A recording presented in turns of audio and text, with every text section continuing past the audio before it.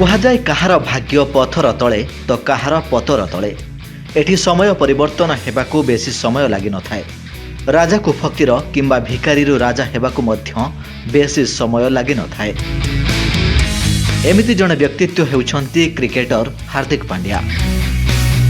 କେତେବେଳେ ବ୍ୟାଟିଂ ତ କେତେବେଳେ ବୋଲିଂ, ଆଉ କେବେ ପୁଣି ନିଜ ଫିଲ୍ଡିଂ ଜରିଆରେ ଛାଡ଼ିଛନ୍ତି ସ୍ୱତନ୍ତ୍ର ଛାପ।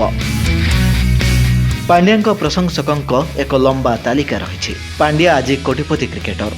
ଆଜି ଲୋକେ ଜାଣନ୍ତି ଜଣେ ସଫଳ ହାର୍ଦ୍ଦିକଙ୍କୁ, ହେଲେ ତାଙ୍କ ଅତୀତ ବିଷୟରେ ଜାଣିଲେ ଆପଣଙ୍କ ହୃଦୟ ତନ୍ତି ଥରି ଉଠିବ। ହାର୍ଦ୍ଦିକ ପାଣ୍ଡ୍ୟା 11 ଅକ୍ଟୋବର 1993ରେ ଗୁଜରାଟର ସୁରଟ ନିବାସୀ ହିମାଂଶୁ ପାଣ୍ଡ୍ୟାଙ୍କ ଘରେ ଜନ୍ମ ହୋଇଥିଲେ। ତାଙ୍କ ବାପା କାର୍ ଫାଇନାନ୍ସର ଏକ ଛୋଟ ବ୍ୟବସାୟ କରୁଥିଲେ। ଯେତେବେଳେ ହାର୍ଦ୍ଦିକଙ୍କୁ 5 ବର୍ଷ ହୋଇଥିଲା, କ୍ରମାଗତ ବ୍ୟବସାୟର କ୍ଷତି ହେତୁ ତାଙ୍କ ବାପା ହିମାଂଶୁ କାର୍ ଫାଇନାନ୍ସ ବ୍ୟବସାୟ ବନ୍ଦ କରିଦେଇଥିଲେ। ଏହାପରେ ସେ ତାଙ୍କ ପରିବାର ସହିତ ବଡୋଦ୍ରାକୁ ଚାଲିଗଲେ। ସେଠାରେ ସେମାନେ ଏକ ଭଡ଼ା ଘରେ ରହିବା ଆରମ୍ଭ କଲେ। ପାଣ୍ଡ୍ୟାଙ୍କ ପିତା ହିମାଂଶୁଙ୍କ ଆର୍ଥିକ ଅବସ୍ଥା ଭଲ ନଥିଲା। ଏମିତିକି ବେଳେବେଳେ ଗୋଟିଏ ଓଳି ମଧ୍ୟ ଖାଇବାକୁ ପାଉନଥିଲେ ହାର୍ଦ୍ଦିକ ଏବଂ ତାଙ୍କ ଭାଇ କୃଣାଲ ପାଣ୍ଡ୍ୟା। ତାଙ୍କ ବାପା ଅନେକ ଥର ହୃଦଘାତ ପୀଡ଼ିତ ହୋଇଥିଲେ।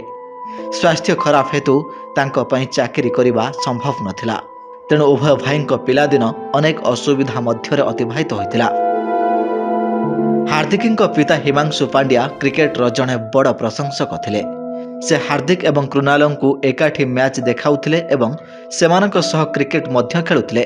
କ୍ରିକେଟ ପ୍ରତି ଦୁଇ ପୁଅଙ୍କ ଆଗ୍ରହ ଦେଖି ହିମାଂଶୁ 5 ବର୍ଷର ହାର୍ଦ୍ଦିକ ଏବଂ 7 ବର୍ଷ ବୟସ୍କ କୃଣାଲଙ୍କୁ କିରଣ ମୋରେ କ୍ରିକେଟ ଏକାଡେମୀରେ ଭର୍ତ୍ତି କରିଥିଲେ।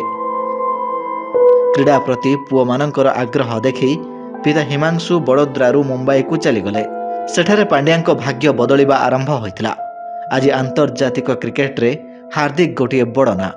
ହାର୍ଦ୍ଦିକ ପାଣ୍ଡ୍ୟା ଆଜି କୋଟିପତି କ୍ରିକେଟର। ଟିମ୍ ଇଣ୍ଡିଆରେ ଖେଳିବା ବ୍ୟତୀତ ପାଣ୍ଡ୍ୟା IPLରେ ମୁମ୍ବାଇ ଇଣ୍ଡିଆନ୍ସ ଦଳ ପାଇଁ ମଧ୍ୟ ଖେଳୁଛନ୍ତି। ଏଥିସହିତ ବିଭିନ୍ନ କମ୍ପାନୀ ସହିତ ତାଙ୍କର ଚୁକ୍ତି ରହିଛି। Bureau report, focus plus.